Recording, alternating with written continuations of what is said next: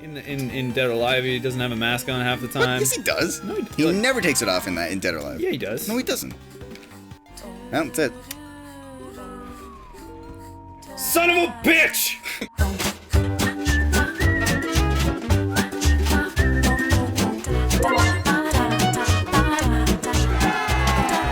Hey buddies! Welcome back to Chris and Andy Play. My name's Chris. I'm Andy. Today we're playing The End of Shinobi. We played it earlier, we failed. So Andy's back at the helm, and today, we're gonna beat it. We're gonna beat it, well, we're gonna beat it sometime. I mean, maybe this It'll be today for us. Yeah. Maybe, probably not you. Well, yeah. That's probably a good point. Good point. Shinobi. Why did I die here last time? This is easy. I don't know. Why. Did I just, like, panic immediately and walk off a rock and then, like, that was it? My last life or something? You might have got, like, knocked off something with, like... Because, like, there's not... Oh, yeah, there like we go. That, yeah. Like that. And you are having a lot of trouble with the double jump timing. Like, having to play through it again. You've gotten better. You got a lot better. Look at all this lives and shit you got. Yeah. I know, I got, like, a million goddamn shurikens here. Ooh. Get it. No! No! Whoa. Yeah, okay, so that's probably what happened. I'm sure you just got knocked off by one of those jerks. Yeah, and I definitely only had the one life left, and it was my last continue. I got 4 lives, all my continues. Yeah. Oh, that's so nerve-wracking, because you're like, am I going high enough? Am I gonna make it? Oh, you dirty bitch. Yeah, I'm sure that's exactly what happened. Alright, so we'll get back at the start. If you're joining us for the first time, welcome. And if you'd like to see the earlier part of the series, we're gonna put it in the playlist, so you're welcome to start at the beginning or check us out here. And Shinobi's fun. I'm having fun. You having fun? I'm trying to. You're trying to focus. Trying to just focus, so I don't have room in my mind for fun right now. You ever blow anything up? Like in real life? Yeah, in real life. Yeah, like aerosol cans. Yeah. Like, were you ever like one of those guys that like when you went camping, you threw like the hairspray can into the fire? Not like that. It was like that's crazy we tried to make like a cannon once, where we found this like it was a cement. Well, it was concrete, kind of like a cylinder, and we blocked off one side and put the hairspray thing. It didn't really like fire out, but there was like a little bit of explosion. And I've just like, I don't know, does a lighter count? If you just like have a lighter and you're like, I'm gonna throw it at the ground really hard and it'll explode. Well, they don't really blow up. I mean, like, I guess they kind of do. It combusts. It like blasts apart. Yeah, and that's pretty cool. It combusts. It combusts. It does. It can bust a move. Bust a move. So I bring this up because I like blowing things up. I'm a crazy man. Were you around when I like had my cannon? Like any of my cannons? No, you did apparently all the cool stuff after. That's unfortunate. Yeah, I used to run a camp for some Boy Scouts, and it gave me a good opportunity, a good reason. We'll say that to build a cannon to shoot things. And that was awesome. And so when testing the cannon originally, it didn't work too well because there's like when you're doing it properly, like we were using like aerosol. I ended up using like a lot of different types of fuel, like from hairspray to paint to butane, like all kinds of stuff. But the biggest thing about like building like a good cannon is like fuel to air mixture. And like that's anytime you're trying to blow something up, you want to have a good amount of oxygen and a good amount of fuel. And generally, fuel side of things, you want less is more.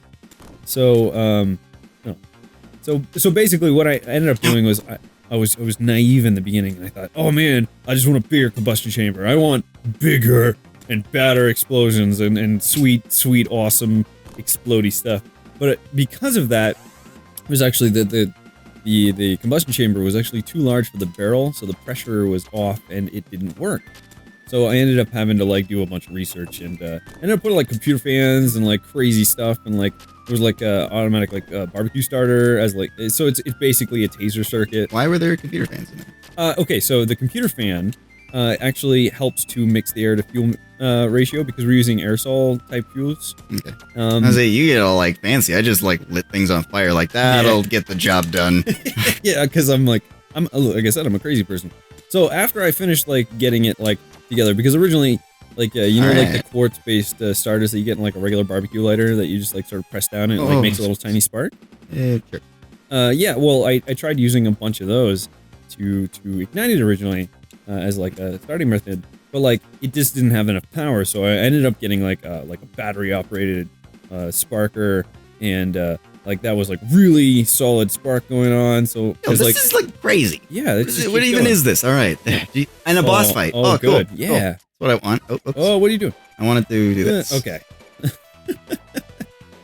So yeah, like that was. Is this the boss? It's just feathers? No. The bird. It's gonna be a bird. I'm gonna go over here. Yeah, maybe. You probably can't knock me off screen. Oh, it's a bird man. Man bird, if you will. Yeah, I'm gonna be safe here forever. He can't knock me off screen, right? So he has to kill me. Yeah. I mean, yeah, he would have to hit me enough times to kill me. That's a good way to do it. So going back to the cannon. Yeah. So basically, I rigged this sucker up, and in order to fix the issue with my combustion chamber, because like after you weld, like it was a PVC cannon, by the way, and like potato cannon, so chop potatoes and other things. What is it doing? Do something. Once you weld PVC, like if you try to unweld it, like you gotta cut it, like it's impossible. And then every time you make a cut, like you're actually weakening the barrel, the combustion chamber, and all that junk. So I ended up putting like a computer fan in it to mix that. So it like had like a computer fan that you had to like flip on, and like a fully automatic taser circuit, because here in Canada you can't actually like really easily get a taser. They're not like readily accessible like they are in the States, where you can just like order it off Amazon or whatever. So but like the same thing applies with the barbecue starter.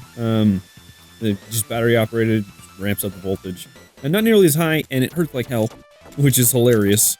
Because there was a part on the cannon that was kind of exposed, so if you held it a little bit wrong, you get shocked like a motherfucker. So it's dangerous. So the first time I actually tried to use it, I was like, okay, well, I got it to work a couple times before I put all the upgrades in, and I was shooting at my parents' fence, because, you know, I was stupid. And it was like, okay, cool, but I couldn't get it to work reliably. After I got it to work reliably, the first shot I took at the fence blew a hole, like, right through a fence board, just destroyed it. This thing was good.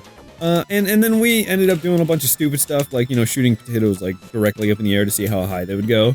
But then you gotta worry about them actually coming down on you. I just say, that was like, this is the deepest canyon ever in the universe. We were falling for like 5 minutes. 7. Well, I died, right? So. Okay, so yeah, 5 minutes, I guess. But yeah, I highly suggest building cannons. It's a lot of fun. Yeah, so I ended up going through multiple, like, at one point I actually had to, like, reconstruct the barrel and combustion chamber due to just wear and tear. Like, I shot, like, 100 pounds of potatoes through it, which is a lot of potatoes. A lot of potatoes. And that was a lot of fun, and, I love having excuses to blow things up, because blowing things up is awesome. It looks cool in movies, it's way cooler in real life. Because, you know, we don't have guns here. Well, I was worried that I might have been like a little pyro when I was younger, because like I always wanted to light things on fire. Oh yeah. I would light things on fire like in my room, and like or I would get, I can't remember where I got the gas from, but I somehow got some kind of like fuel of some sort, and I am I just playing circle? Yeah, I totally lit like gas on fire when I was a kid. You ever like try to light things on fire with like a magnifying glass? Yeah. Oh yeah, that was awesome. And I did like the stick. I mean, I grew out of it. Like I don't care anymore about fire, and I never caused any damage or anything. Yeah. But yeah, I was worried that like, oh no, am I the weird kid that burns things? But if you're gonna blow something up, ask your parents. Make sure you have some supervision. Never do any of these things alone, by the way. Like, it sounds like fun, and even if you're being safe, like there's always, like, even with like the safest cannon, there's always the chance that it could actually explode, and you want somebody by that it can still. Whoa, that sucks. Somebody can, like, you know, call a hospital if you got to reattach a finger or something. Oh, jeez, the stage. Wow, it just got hella hard, eh? Yeah. Hella hard. Yeah. So yeah, I like blowing stuff up. I think that's what the episode. Oh no! Sorry, you got lives. You got lives for day. Oh, and it started me right here. Oh, that's not too bad. Oh, fucking. I just gotta blast through this. I'm not gonna get any timing down. I just want to go. Let me go. Yeah.